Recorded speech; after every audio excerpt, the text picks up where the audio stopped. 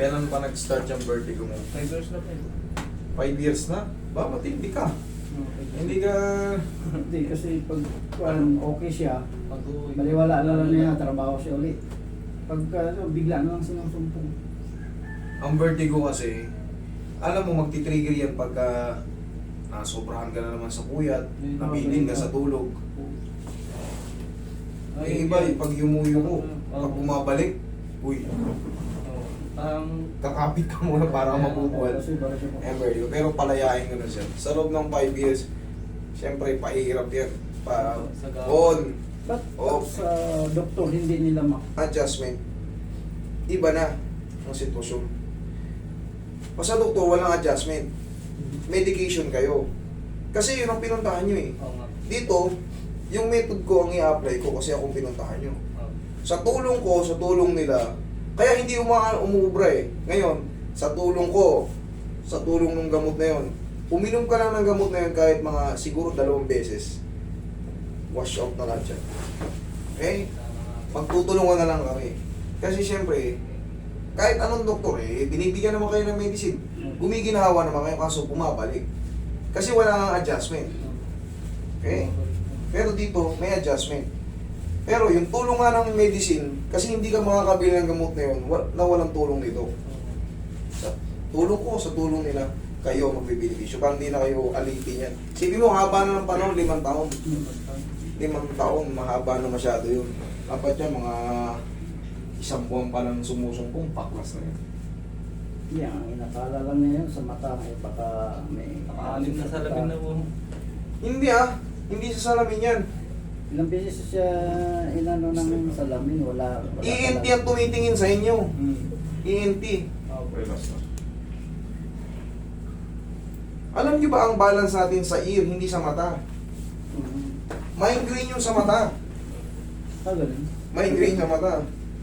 Sa vertigo, sa ear. Pero yan, patutunayan ko sa inyo, paklas yan. Mas marami pang mas matitinding kaso.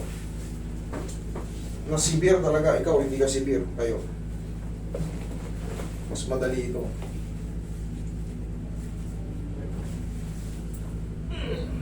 Iyan ba tagilid? Yung iba nga gumaganon lang oh. Ganun nga rin po. Mas malala. Umabot ka na ron, o severe ka na. Kala ko, hindi. Kala ko pag yung iba lumilingon lang. Gumaganyan lang, nahihilo na. Yung iba naman pag nakahiga ng pakaliwa. Pero ikaw, umabot ka na pala sa gano'n. Ngayon, siyempre, habang tumatagal yung question and answer natin, kwentuhan natin, malalaman natin kung gaano ka severe. Kabilang side. Akala ko kasi pasumpong-sumpong na ano eh. Araw-araw na po. Pag gumaganyan ka, o yung iba, si madam yung pumunta rito, ganyan lang oh. Ayan. Para siyang mabubuwal. Pero mayaman kasi yun eh, nagpapaturok siya na ano. Isipin mo naman, 60,000 a month. Pero binaklas natin. Baklasin na natin yan, taba. Hindi mo kaya Meron lang akong ibibilin sa'yo. Pansamantala, kung ikaw ay mahilig magpuyat, bumawi ka muna sa tulog. Kasi ang taong palaging puyat, kahit walang vertigo, anong pakiramdam ng taong laging puyat? lutang eh. Correct. Correct. Alam mo pala yung pakiramdam na yun. Ngayon, dahil nagpa-treat ka ng vertigo mo, kahit papaano, bumawi ka ng tulog. Okay? Para ma-cure na talaga yan. Para hindi na talaga bumalik. Kasi doon lang yan magti-trigger. Pag palagi kang puyat, tulog ka alauna, gigising ka alas 5, alas 4. Or baka natutulog ka pa nga alas 2, alas 3 eh. Bawiin mo naman, abaan mo yung tulog mo. Pero syempre, kung may trabaho ka, hindi naman pwedeng gigising ka ng alas 11, 12.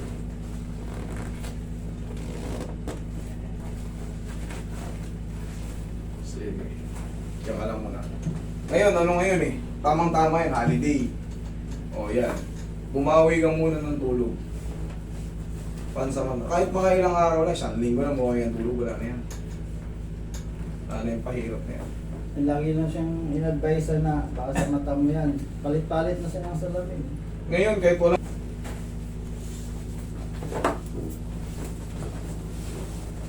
Tihaya.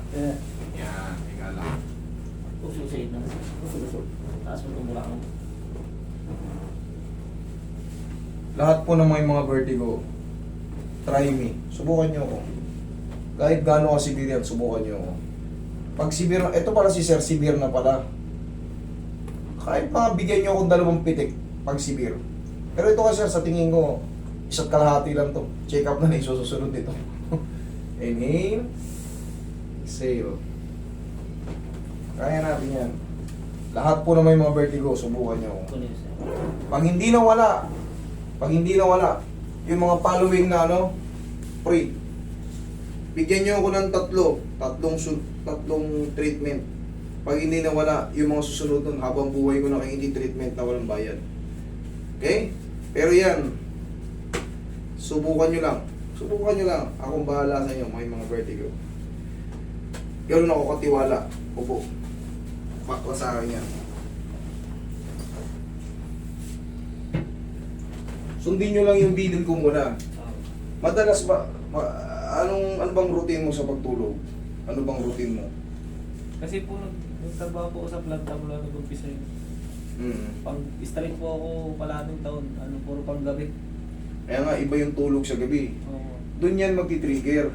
Tapos, hanggang sa parang lulang-lula ka na, hindi mo na ma-control. Hindi naman maalis-alis kahit anong iyong gamot. Para kang lalong nag-groggy pagka umiinom ka ng gamot.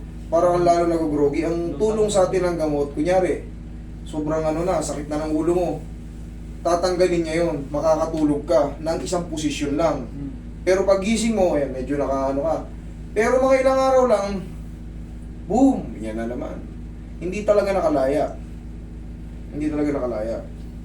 Pero dito sa atin, kahit wala, bumawi ka lang ng konting tulog, baklas na yan.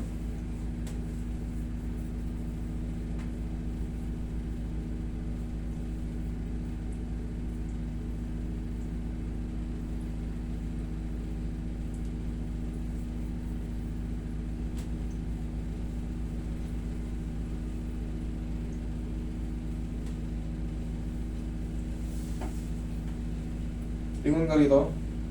Lingon sa kabila? O nahilo ka? Hindi na.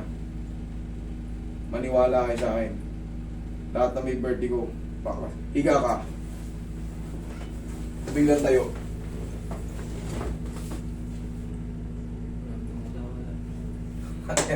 Mga ilang araw, idol. So, totoo lang, meron pang kutik-kutik yan. Meron pang kutik-kutik na maliit. Pero iba na yung mundo mo ngayon, iba na yan. Hindi na yung katulad. Yung nga po pagtatayo ko sa mga. Sige, tumayo ka. Lutang na. Ngayon, bumawi ka lang pansamantala kahit mga 1 linggo lang or mga 5 araw, bumawi ka lang sa tulog. Okay, para makarecover ka. Tapos magkakakain din siyempre ng mga healthy foods. Kulay-kulay, prutas. Okay? Sige.